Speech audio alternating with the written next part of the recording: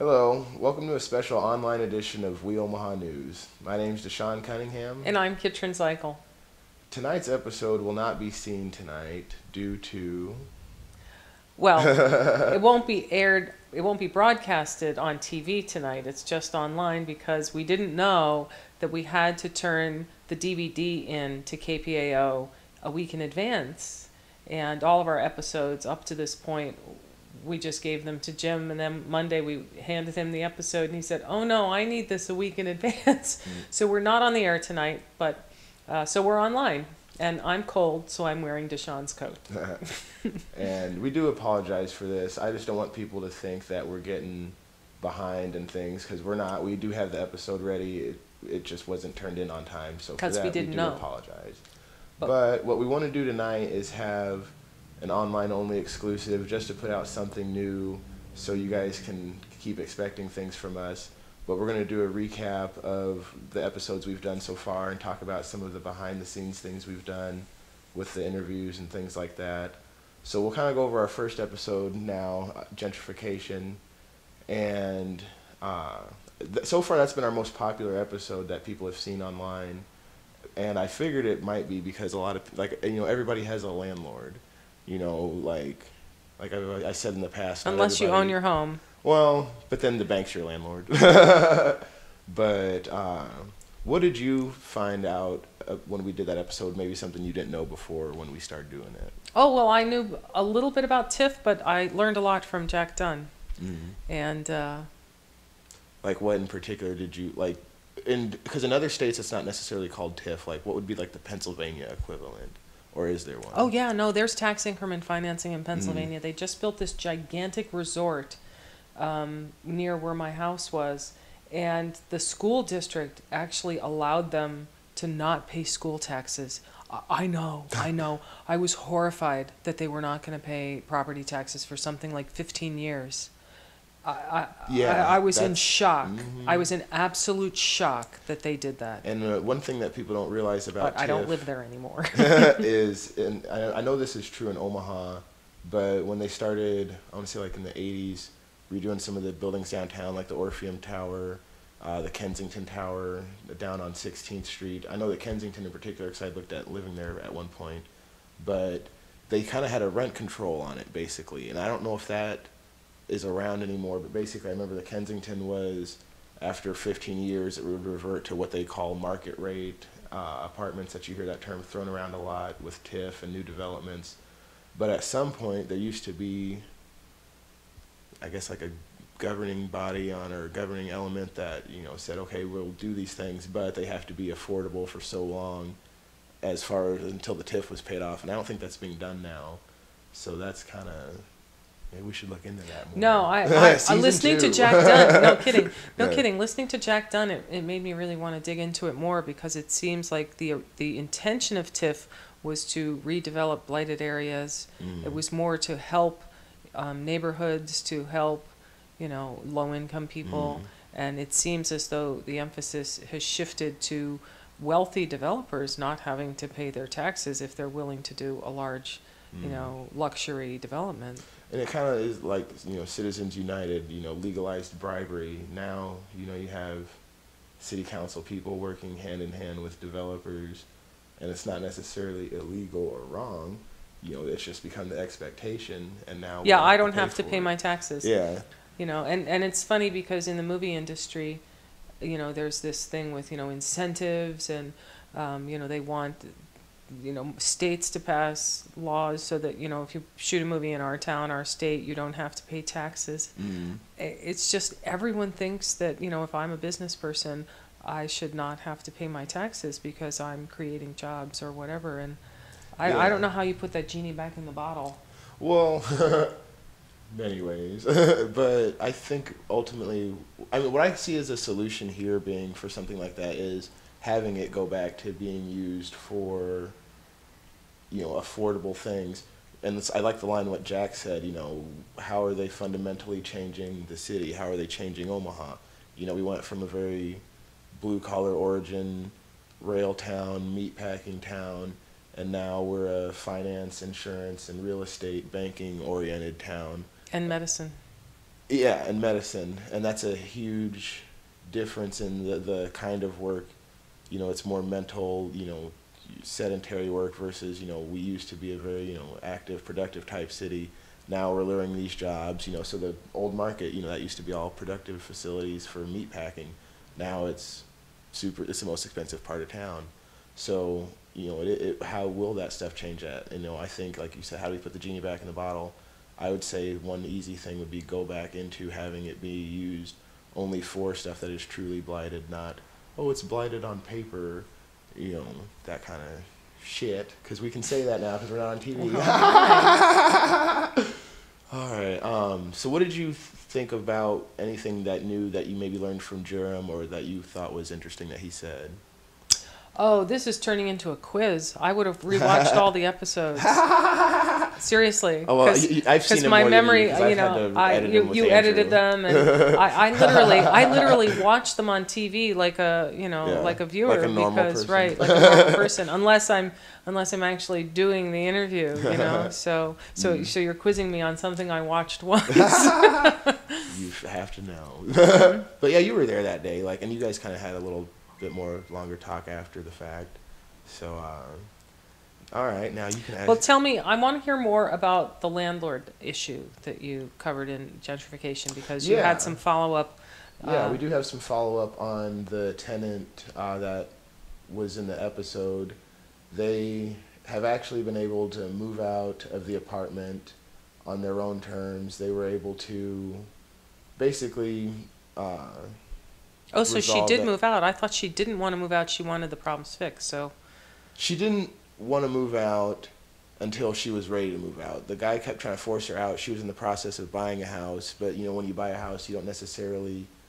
It's not. When I bought my house the day I was supposed to move in, it wasn't ready to move in. So there's timelines. So she was playing it smart from her end, but as a result of that, there have been more people that have gotten in touch with me about starting their own, some kind of association or wanting help in contacting a landlord.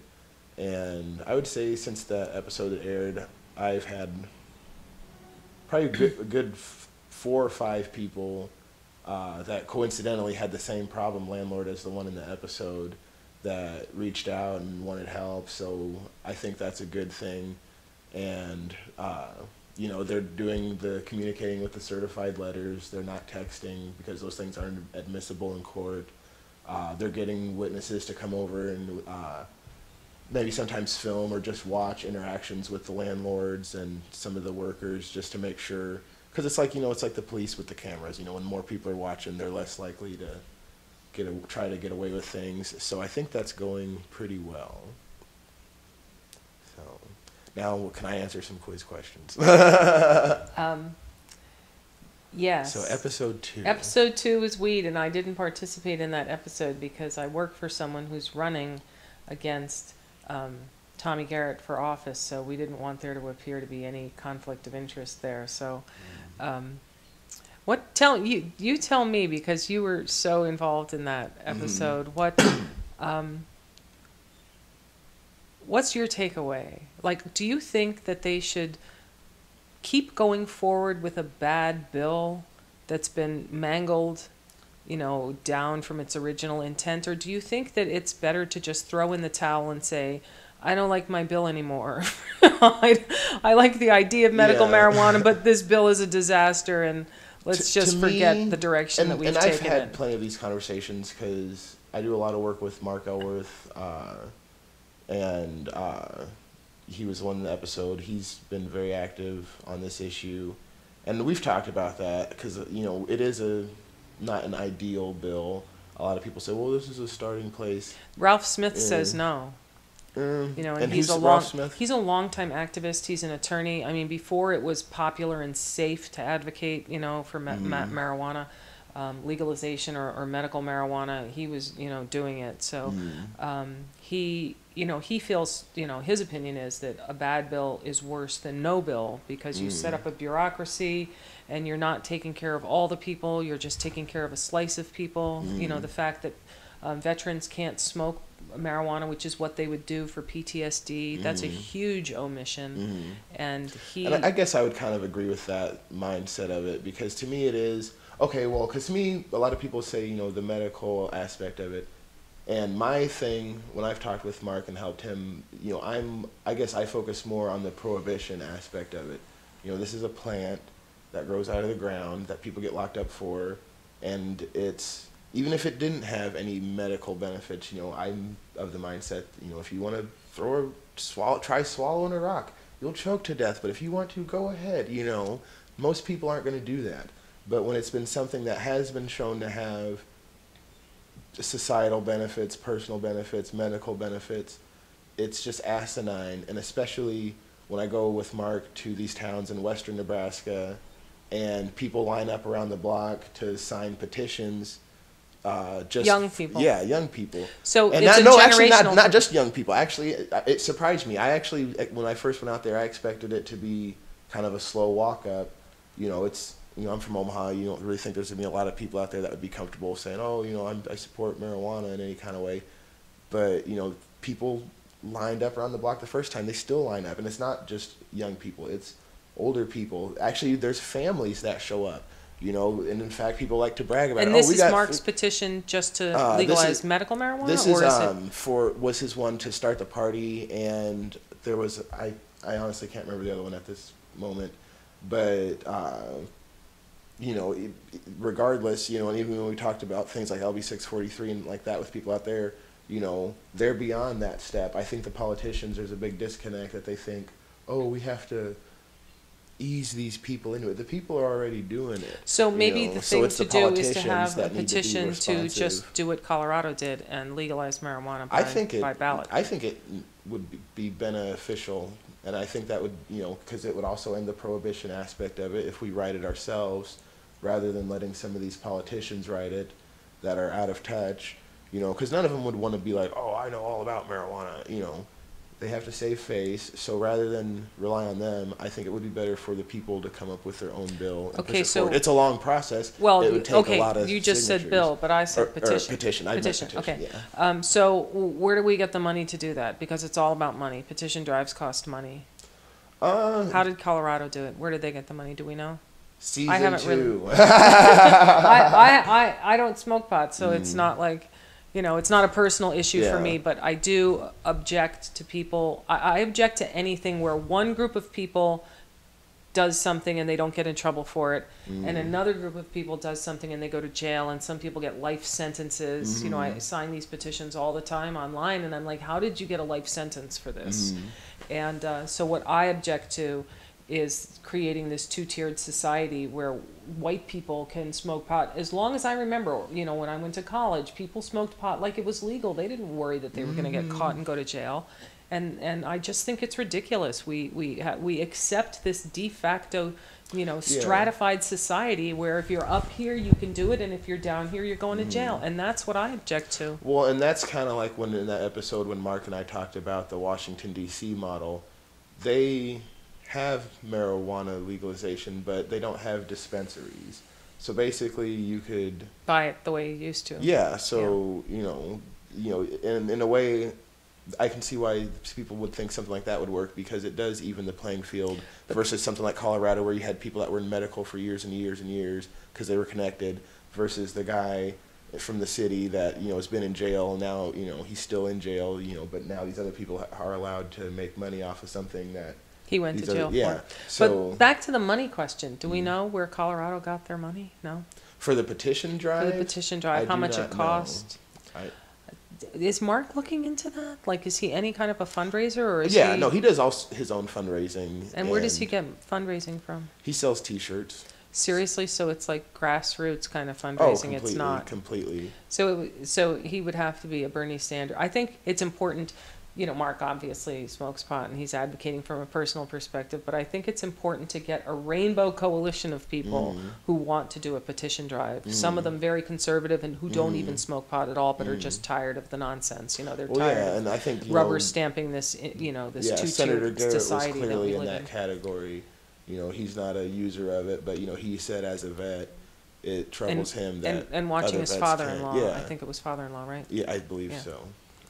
So, all But yeah, right. I would love to see Mark, not be a one-man band and to be just a piece of the pie. Everybody gets a place at the table. So there's a place for people who are recreational users, a place for people who are, who need it for medical reasons, and a place at the table for people who just believe that, we have to have equality in our society. It's on all our flags. It's on all our, it's on all our propaganda that we have this equal society, and we don't, and we have to sweep away these phony things that we've Oh, accepted yeah. for most of my life. So speaking of phony things in society, the Mondo case episode. So we have to thank Jim Nelson. He's going to run the David Rice Ed Poindexter episode that we recorded every Wednesday in April at midnight. So you can catch it on TV as well as watching it online. And I apologize. I should have said Mondo because Mondo hated it when you called him David Rice. So yes, Now you kind of talked about it in the episode, but I don't think people really understand how long and active you've been involved with this. And I remember like when it called me young, you were feeling pretty sad and shitty. Like how do you feel now since some time has passed since he's died? Are you more resolved for Ed? Or how are you feeling? I feel even sadder and shittier.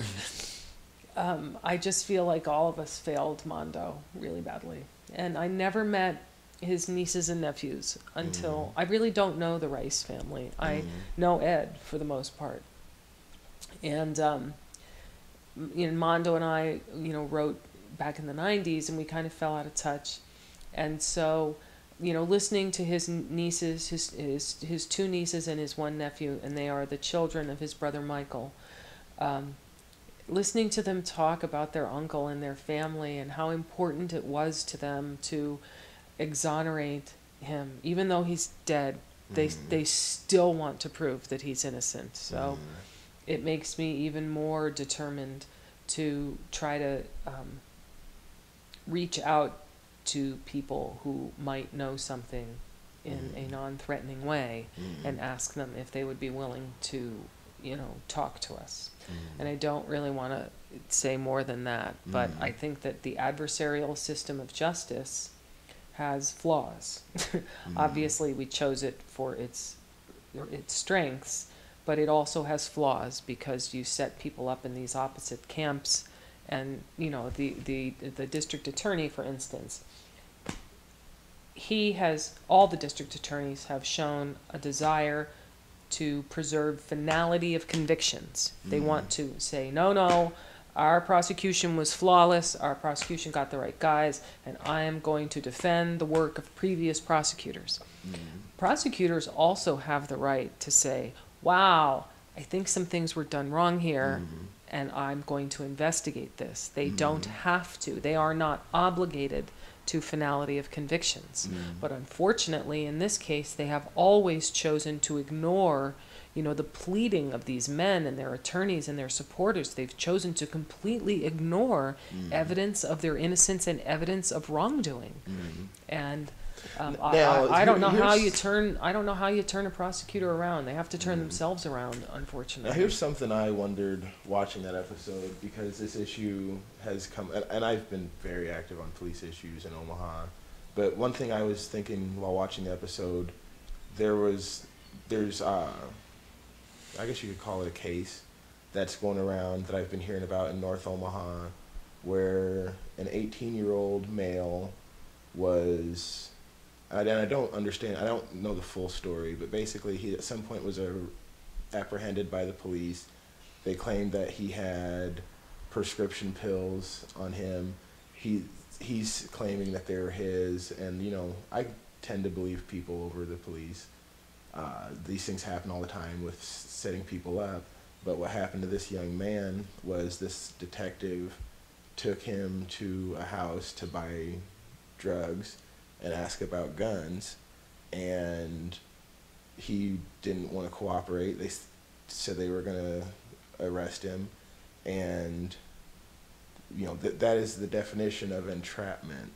That is not just entrapment, but intimidation. So many things wrong with this. Yes. But when the Malin's mother called the detective, and this was filmed, this was going around on YouTube. I heard it had like 25,000 views, over like 1,000 shares, but it's been ignored by the mainstream media. But then again, that's why we're here. The stories the other news stations won't do.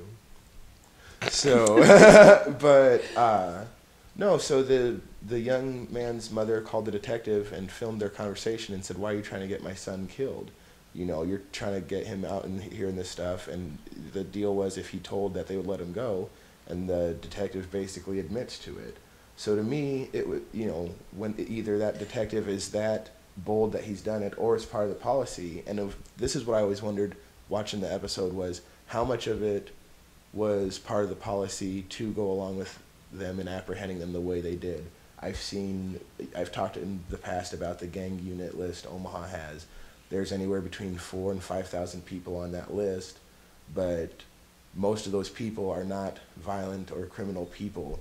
There may be a handful of people doing the acts of violence and the shootings and things like that, but rather than apprehend those people, who they should and who most people in the community do want apprehended, nobody wants to live next to killers, but rather than go after those people directly, the police like to snatch up all these second and third parties on the side, and that's where I felt like, Dwayne Peak, this secondary third party. Yes. Okay, so I mean, it is. It's like, how much of that is the policy to do that, from back then to now, Yeah, entrapment is unfortunately a part of law enforcement strategy, and I really think that it has to be re-examined. I think that there have to be better guidelines for what kind of entrapment you can do, and I mean, anytime you are engaging in lying and tricking someone into something and then intimidating them and saying, if you don't do this, something worse will happen to you, that is just, it boggles my mind that we accept that as, I would almost prefer surveillance of suspects, and catching them at something that they actually are planning to do or have done, Well, but this idea of tricking someone into something where you are the driver, you are telling them, here's what I want you to do, and if you don't do it, bad things will happen to you. I don't know why we accept this as a legitimate policy. And a lot of people forget this, or just don't like to talk about it, but I brought this up when I was doing FTP. Nico Jenkins killed 4 people, but they didn't care until he killed a white woman from out west. And then this is something that not a lot of people, again, I've talked about it, but I haven't really talked a lot about it. I met with Todd Schmaderer, and he flat up told us, they were tracking him on his phone. They were, knew everything he was doing. They did not want to go in because Klein kept saying he wanted more evidence. There's 3 bodies. How much more evidence do you need? So clearly, that's when you get these things like, okay, well, maybe we don't matter as much. But then when he kills out west, all of a sudden he's apprehended. All of a sudden you know where it is. That happens every day. They don't just do it to the Nico Jenkinses. They do it to these other people, but they don't go after them when they kill black and brown people. And that is something, I mean, it's angering, because it's like, we're Omaha, we're supposed to be this one big nice city, but it's separate but equal justice systems, and it's just very apparent when the stuff like this, and separate but unequal. Separate but unequal. Well, I meant like the old term, like back in the day. But now, Mondo's died in jail, and it's like, I think it sets this tone here that like this place is like, oh, you people are never welcome here. We'll never admit wrongdoing. We'll never amend. And it is. It's just, one of these things that they like to say, oh, Omaha, top 5 city for so what? So, but yeah, I actually had heard from a lot of people that they really, had some of them were older people that remember it going on and were like, oh wow, Oh, you heard from people who watched the episode? Yeah. Oh, you didn't tell me that. This is news to me. But yeah, my grandma and some of her friends, they were, they said that they watched that every day back then, and brought up a lot of old feelings and seeing parallels between now with some of these more recent movements and movements back then. So a lot of people liked it. A plus. That's good to know. Well, we are talking about doing a 6-part series on the Rice Poindexter case, because KPAO has a thing where you can do just 6 episodes instead of the full 12 episode season. And so I easily could do 6 episodes on this case. The 28 minutes that we did on the show really just touched the highlights of what we know. I have a lot of interviews with people who knew Mondo and Ed, and unfortunately more Mondo than Ed. Ed was away for a long time in Vietnam in the military, and so he was not as entrenched in the community as Mondo was. And Mondo had gone to Creighton Prep, and he went to Creighton University, so he went to Holy Name Church, and so he knew a lot more people in Omaha than Ed. So unfortunately, my coverage is a little bit lopsided. More people who know Mondo than Ed, but I definitely could do an in-depth, serial on this case, because I think the problem with the case is that there has been so little coverage of it. The World Herald covers it periodically. I mean, they haven't covered it probably since 2007 when Ed had his evidentiary hearing, but they always get in this same groove, and there's so much more material that could be shared with people than has been shared. Well, we look forward to checking that out, working on it probably too. And the There goes bike your episode, summer. the last thing, we actually have talked for quite a while. Do we know what time it is? I think we've been blah, Yeah. blah, blah. How long have we been talking? Oh, we're still good on time. Okay. But yeah, so the biking episode. I think that one was the funnest one. It was to do fun. It so was fun far. for us.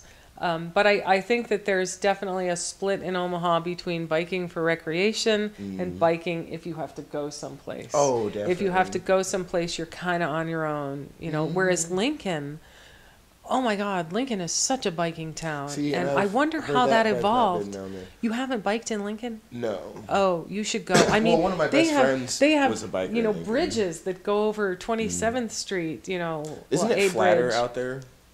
How could it be flatter than here? No, you're right. Omaha's a hilly town. Yeah. Because I had a teacher But there's when a I was very in school from expensive Florida. bridge that goes over 27th Street, which is just for bikes, and then there's another one that goes over, I think, O Street at around, 70th. Did you live in Lincoln? Yeah, but I mean, not for long. Oh, But I mean, okay. I still have a place there where someone lets me keep my stuff in a room. So You know what technically, else? I have a house in Lincoln. Yeah. But since we had taped that episode, I went out to Colorado for a few days, and I noticed coming back on I-76, they actually have bike lanes on the interstate. out Are you there. kidding No. me? I was like, Nebraska sucks. Wow. Yeah, but because I've even looked. I have like the one app I have on my phone. I hate phones and computers and Is technology. it in the middle, in the median, or No, is it on it's the on side? It's just basically the shoulder, but there's signs that say bike lane as the shoulder. But I've looked to see if it was ever possible to ride out to Colorado or other states. And yeah, you look at the Colorado maps, and it's like the whole state is covered in, not just recreational trails, but active, get you around where you need to go type trails. Wow. And and we stopped in Denver for a while, and downtown, and I haven't been down there in a few years just to look around. And I mean, it's horribly gentrified for one, but Tons of besides construction. that, it is nice to see at least some measure of accommodation to not just the completely uber rich, as far as and they have the trains and things out there. That was one thing we didn't. I guess that was supposed to kind of come out in the episode tonight, but oops. Oops, So- that episode that's not airing. Because we didn't know. But I think seeing some of those things, it would be a model for Omaha to do things like that. But what I remember talking to one of my friends at HDR a while back, years ago, at one of these transit meetings, and we were talking about the train, and he basically said, well, this is the route that is approved, but if there was enough political willpower with the people, they could change it. I think we're right now just seeing the very early stirrings of, there's always been people riding bikes. Shit, my cousin didn't have a license forever and he rode his bike around forever. And everybody, I remember I was even thinking of that when I was riding my bike the other day. Everyone used to give him shit and be like, "Oh, you ain't got no car, you broke motherfucker." You know, now it's like, "Oh, he's biking." Oh, you know, so it is. It's like it does take a shift in people's thoughts on the subject. But yeah, you're very right. It's right now. I think a lot of these trails are like glamour trails. Okay, so because the university is downtown, there's so many young people, so lots of people have bikes in Lincoln. They are redoing one of the streets. I don't think it's O. I don't remember which one it is, but they have the bike lane, and there's like a cement curb, and then you would park your car here. So the bikes are completely protected. They're not actually in traffic at all, because where a car would park is right here, and then the bike lane is right here, and next to the I think sidewalk. that's that complete streets that they talked about in the biking episode, is that they are distinct from the road or even the sidewalk. It was at least my understanding on it. So yeah, that would be cool. So that's that's an investment, because they're spending a ton of money to redo those streets. Oh yeah. Well, and I remember when but they do have a lot of young people biking. Yeah, and I remember when the bike lanes first went in. I hated them. I'm not even gonna lie, because I drove still at the time, and you'd get stuck behind somebody that'd be going slow or really shouldn't have been out on the street. But now I've actually seen the level of skill from people that do ride go up, so it's not as bad as when it first started. Like, I mean, there's a learning curve to everything. So I think in time, I'm actually really looking forward to that South Omaha Trail being completed, because that, I think, actually does probably have one of the more better prospects for excuse me, active transportation for people, just as opposed to, I'm gonna go out and be outside just for the hell of it today. So I think we've taken up as much of your time as we should. Next week you'll see our interview with MAPA, the Metro Area Planning Agency. And then right now Deshaun and I have to go out and film some gardeners for our upcoming episode on urban farming. Yeah. And so for We Omaha News, special online edition, I'm Kitrin Zykel. And I'm Deshaun Cunningham. Thanks for watching. Thanks for watching.